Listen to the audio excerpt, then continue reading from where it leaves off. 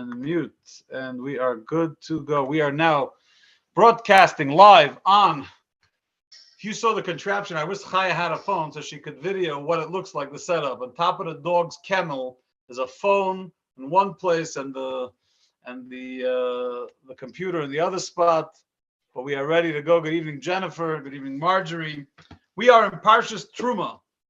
And we are in, it's funny how time truly flies.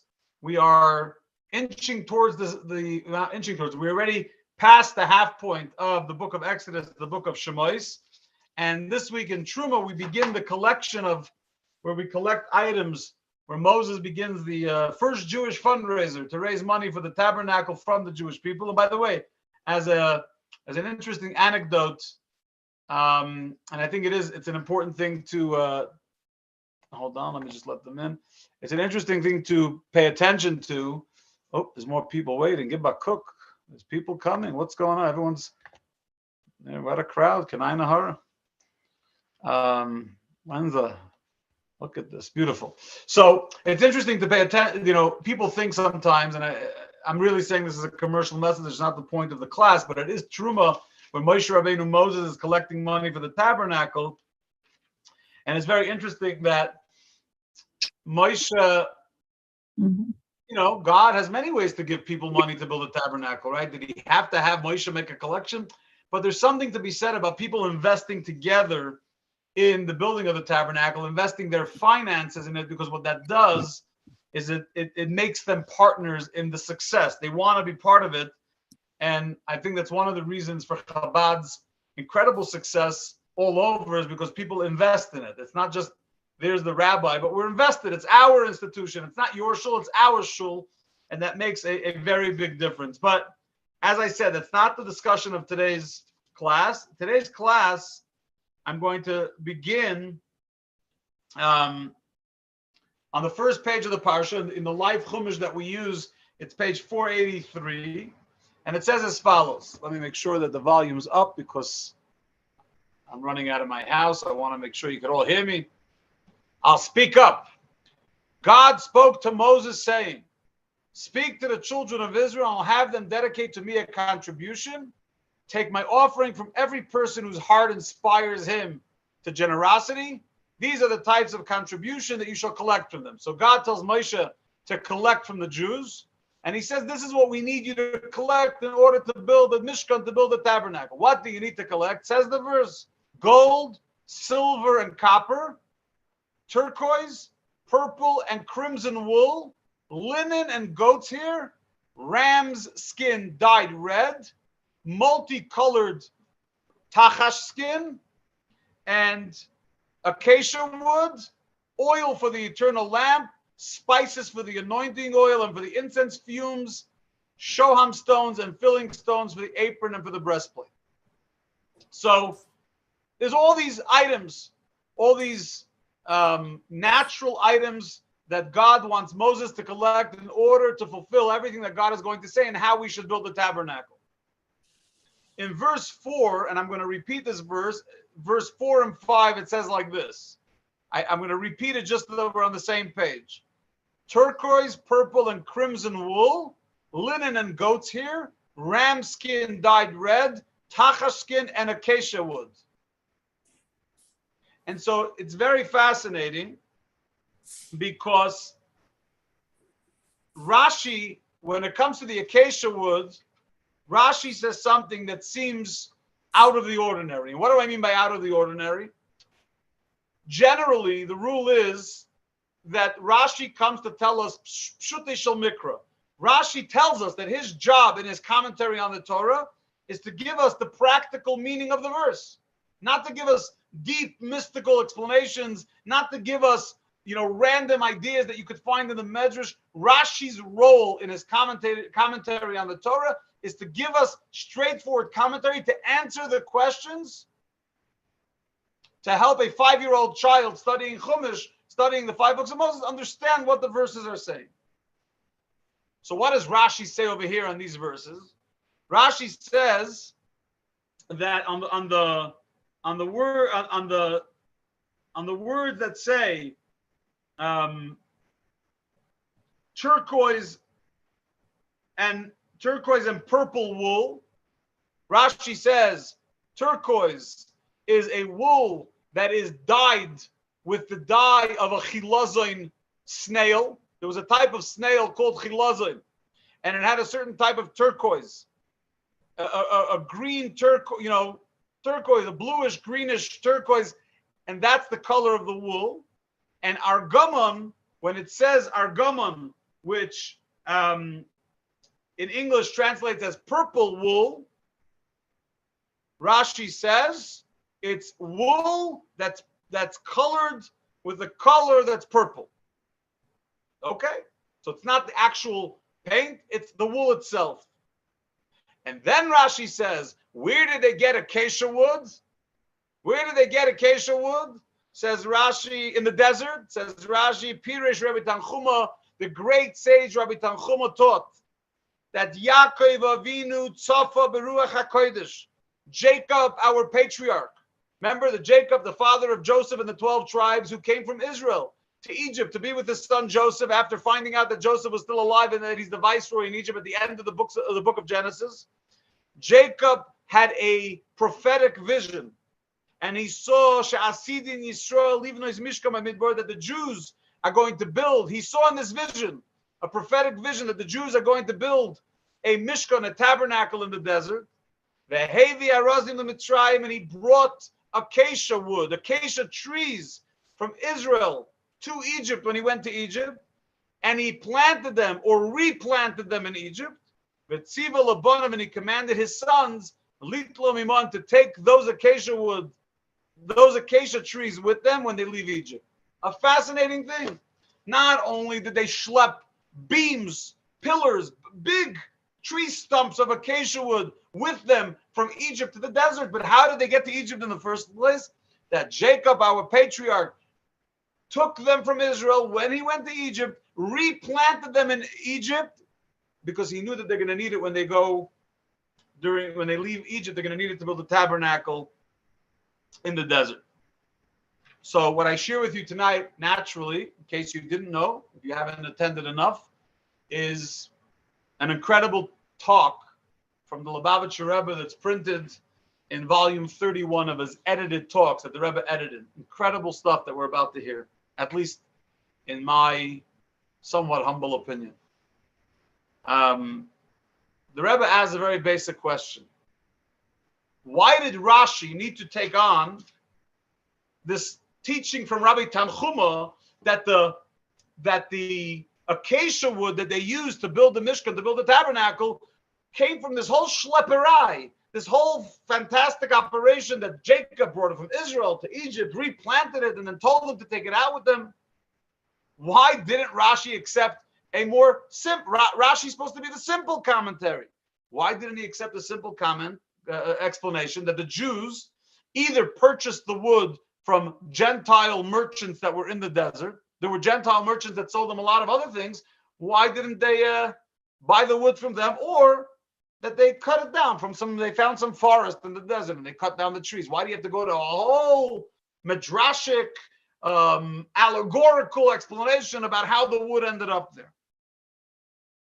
So here, the Rebbe says as follows. If you look at the verses in the beginning of the Torah portion, it's a very interesting language.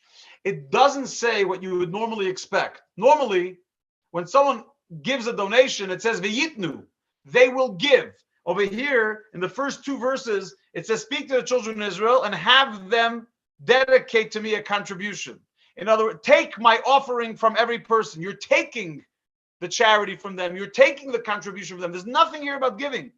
Then it says, these are the types of contributions that you shall collect from them. It's all about collecting from them. 3 times in the first 2 verses does it refer to the fact that the items that Moses was to collect from the Jews, right? When Moses came to the Jews and said, I need X, Y, and Z to build the tabernacle, and then listed all the 15 items that he needed, he didn't expect them to go and find the items, like go to, Hobby Lobby and go find it. By the mere language of the verse, it becomes very clear that they already had the items. They already had acquired and had ownership of these items. Moses' job was simply to go around and collect the items that already existed in the ownership of the Jews, that the Jews had already acquired. It was their acquisition already.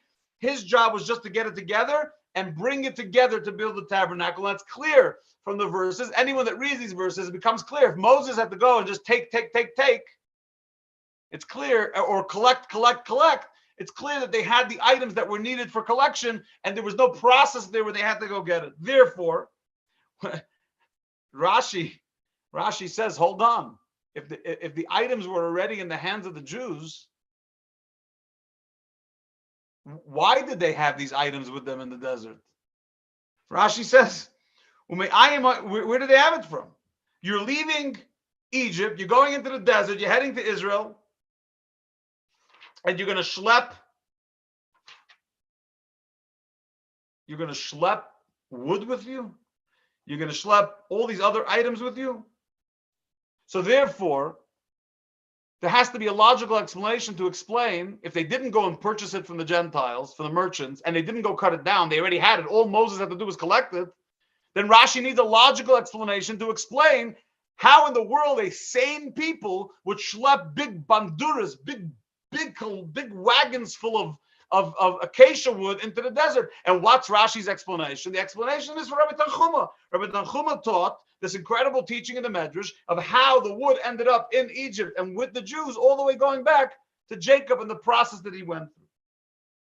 Which explains another detail, another very interesting detail. If you look at Rashi, every word in Rashi, like every word in Torah, is exact. So if you look at Rashi starts off and says, Umei ayin hayu lahem b'midbar. And from where did they have this in the desert? And? Why and? And is a continuation of something that was said before. There was nothing said before. Rashi says, where did they have the wood from? In Hebrew, when you say u with a vav, umei ayin, and from where, instead of just saying mei ayin, from where did they have the wood? But instead, Rashi chose a word that reflects a continuation of something that was from before. What was said before that Rashi's continuing? Says the Rebbe as follows. When you read about the crimson, about the purple wool and about the turquoise wool, you have to wonder, did they schlep buckets of paint with them? Because that's quite the operation to schlep. Where are they going to get these unique colored paints, turquoise and purple? Where are you going to get that in the desert? So what does Rashi tell us earlier? Rashi says, no, it wasn't the paint. They weren't schlepping buckets of paint. They were schlepping wool that was already dyed in that color. And if you're wondering, where did they have the wool from? No problem. The Jews in Egypt owned a lot of sheep. There was no lack of sheep and goats in Egypt. So the Jews owned a lot of sheep. Naturally, they had a lot of wool. Therefore, they had already dyed various colors of wool, including crimson and purple and turquoise. And therefore, Rashi already tells us earlier that when it says that the Jews had wool that was crimson, purple, and turquoise, it doesn't mean buckets of paint. It means the actual wool that was already dyed in Egypt. Oh, and if that's the case, comes along Rashi now as a continuation and says, oh, thank you for answering the question where they got dyed wool from. Now, if that's the case, umei ayin, and from where did they have acacia wood? It is a continuation. It's not a random umei ayin. It has a direct correlation with what was said earlier. So where did they indeed have the woods from? And then Rashi tells us incredible teaching from Rabbi Tanchuma and the Medrash about the acacia wood that Jacob, you want to think about that for a moment. Yaakov Avinu doesn't see his son Joseph for 22 years because his other son sold him into slavery, into servitude. Eventually he goes to jail, eventually becomes the viceroy of Egypt. He's going to meet him now, right? He's going to go move with him. And he's going to spend the final 17 years of his life till he passes away at the age of 147. So from the age of 130 till 147, he's going to spend with his children in Goshen, in this beautiful area in Egypt. And what's he schlepping with him from Israel? Acacia wood. And he's going to replant it in Egypt, and he's going to tell his children to take it out with them. Why? Because he foresaw their future. And I think if you remove the spirituality and the prophetic vision for a moment, I think what makes parents unique, thoughtful parents unique, thoughtful grandparents unique, is when we foresee things and we think about the future of our children and grandchildren. We don't only focus, excuse me, we don't only focus on the past, we don't only focus on the present, which is obviously the primary focus, should always be on the present. We also focus on the future. And I think we see that with Jacob. Obviously, there was a very, very deep prophetic experience here where he saw that they were going to build a tabernacle and therefore they needed the acacia wood and he wanted to be there for them in the future. But it also represents a dose of fatherly and grandfatherly and ancestral love and care for those that come after us to make sure they have what they need in whatever circumstance they may end up. But it goes really further, because we explained how they had the wood. We explained that Jacob made sure they should have the wood. But why? We didn't explain the why. Wouldn't it be easier if God would just make sure there was a merchant there to sell them some acacia wood, or there was a forest they can chop down and get some acacia wood? Doesn't it sound very complicated? Why do they have to go through the whole hassle? In other words, we understand how they had the wood. We got the story. Jacob foresaw it and arranged and organized they should have the wood. But why? Why the schlep? Why the schlepperai? I'm going to carry it. I'm going to imagine you're leaving Egypt now. You've been enslaved for 210 years of harsh labor, and you're going to schlep with you. Okay, we're heading out of Egypt. We always think about the dough for the matzah. Now you have to think about they're schlepping out beams of wood because there's going to be a tabernacle. It's a big schlep. Why not go into the Sinai desert, find some Arab merchant, right? We already read in those days there were Arabs. We read that from Abraham already. There were Arabs, Yishmaelim, Ishmaelites. Find some Ishmaelite. He'll sell you some wood. Kenyan noble. You'll buy some wood and build a tabernacle. You have to schlep it all the way. Unless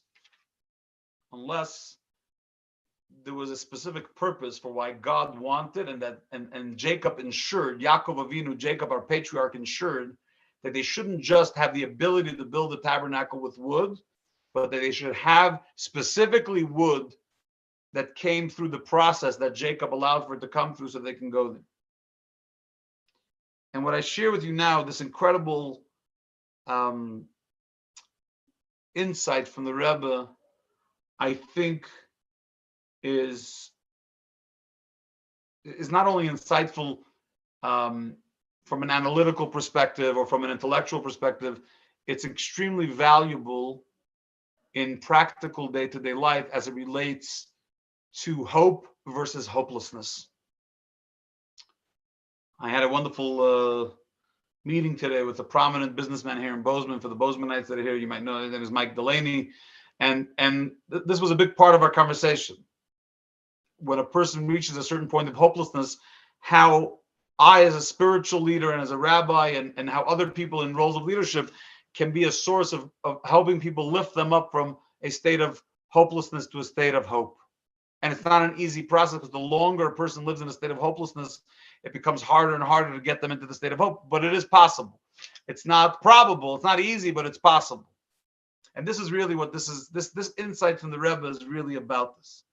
When Yaakov Avinu brought the acacia wood with him and planted them in Egypt so that they can have it with them when they leave, it throughout their years of exile, right, as they're like nomads, like vagabonds schlepping through the desert. And not only that, even while they were in Egypt, right, before they left Egypt, they would see these big trees and they'd say to grandma or to grandpa, hey, where's this tree from? They'd say, oh, our ancestor Jacob brought it from Egypt. You know why? Because we're going to get out of this exile eventually, out of Egypt, and we're going to head into the desert. When we go into the desert, we're going to have to build a tabernacle for God. So the Jews were promised. When Moses went down, he told the Jews he's going to take them out of Egypt. But even before that, when God told Abraham, God already promised Abraham that when the Jews go into exile, he will also take them out of exile. So they knew there was going to be a redemption. But when Jacob replanted that acacia wood in Egypt, it added a substantive reality, so that when the Jewish kids, Jewish children, Jewish teenagers, Jewish youth are looking and saying, are we ever going to get out of this exile? Are we ever going to leave the horrific conditions of being with the Egyptians? Their parents and grandparents and their brothers and sisters can turn to them and say, look at this acacia wood. This is a sign that we're going to eventually get out of here. And you see this tree. It's not just a theory. Look, we have trees. We are ready to build our tabernacle. We have the wood for it. So Jacob didn't only plant acacia wood, right? He could have done that too. You ever ask, why couldn't he just plant acacia wood in Egypt? Why do you have to schlep it from Israel to replant it in Egypt? Why do you have to schlep it from Israel to Egypt? He could have just planted in Egypt new acacia wood. But no, he wanted specifically that when the Jews see the acacia wood in Egypt, they should know that it originated in Israel, because when the Jews would see that, it would remind them that eventually we're going to come back full circle to the land of Israel. We're going to end up eventually back in a place of freedom and a place where Jew belongs, which is in the Holy Land. And that's why Rashi brings us this teaching, because what Rashi, who's the name of the rabbi that I mentioned in the beginning that Rashi quotes? Amar Rabbi Tanchuma. Rabbi Tanchuma said, what does the word Tanchuma mean in Hebrew? Nechama. Nichum. What does Nechama mean? Nechama means comfort, consolation. Comes along Rashi and says the Jews are in Egypt.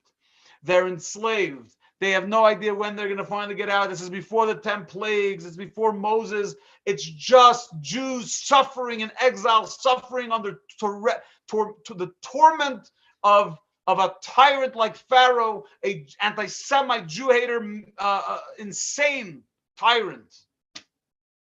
And they look at their Bubby and they look at their Zaidi and say, are we ever going to get out of here? And we say, yes. Not only are we going to get out of here because we know that God promised Abraham that we're going to get out of here, we're going to get out of here. Look at these trees. Our patriarch Jacob, whose son was Joseph, the viceroy of this country, his father Jacob came from Israel and brought these trees. And the trees are planted in there. You know why? Because we're going to take these trees with us when we get out of here. And you know we're eventually going to get up. We're going to eventually end up where these trees originated, which is in the Holy Land of Israel. And this explains how important it is, how vital it is not to allow people to lose hope. Now, you can't be a faker. You can't be a farce. You have to give them substantive hope, not fake hope. False hope is the worst of all, because if it's false and it falls through, you're just going to make them even more hopeless than they were before they had your hope. But authentic hope, Torah hope, godly hope, the hope that God embeds in Torah for each and every one of us, that we can be uplifted even in the darkest of moments. We can find light in the darkest of tunnels. We can find optimism in the most cynical moments. That is real. And that is real, that we need to encourage ourselves and encourage those around us, never to get to a place of despair where we don't realize that we are going to end up in the land of Israel. We are going to get out of this exile. We're not going to remain enslaved and limited in Egypt for the rest of our lives. We will build a tabernacle for God. We will build a haven for spirituality and godliness, and we will see it with our own eyes. That's why it's interesting. You know, I asked Chaya at the beginning of class to bring me a book of Psalms in English, because I wanted to make sure that I get the right translation. I have it pretty close, but there's the famous in Psalm 92. King David says, Sadiq katamar yifrach, the righteous will blossom as a date palm. Ki erez balvona and yiska, they will grow tall like a acacia in Lebanon. Or some translate as a cedar in Lebanon. Right, but the righteous people are compared to arazim. They're compared to cedars, to large, big, what do they call them in California? The redwoods. The Jewish community has its redwoods, has its cedars, and those are the tzaddikim, the great righteous people. And in every generation, there's these special cedar trees. And where do these cedar trees originate? Israel. Meaning, they're always in a state of Israel. They're always in a state of redemption. They never allow themselves to become limited or bogged down by the exile. But where do they end up? They originate in Israel, but where do they end up? Those cedars, those righteous Jews, those tzaddikim, those rebbes end up in the Egypt, in the exile. And in every generation, there's a few of those. And what do they do? What do those cedars do in the exile? Their job is to connect the Jewish people and give them hope, and to comfort them in the exile, and eventually to take them all the way back to where? To the state that they're in, the inner state that they're in, which is the state of Eretz Yisrael, to a state of where Mashiach, where there's redemption, there's purity, and there's no more tormenting and no more exile. That's why the word in Hebrew for a Rebbe for these special leaders that are implanted in each generation is Nasi. Nasi stands for Nitzutzei. It's an acronym for 4 Hebrew words. Nitzutzei Shel Yaakov Avinu, a spark of Jacob, our patriarch. Because that's what these people are. We call them Nasi, we call them a leader, but they're not just a Nasi, a leader.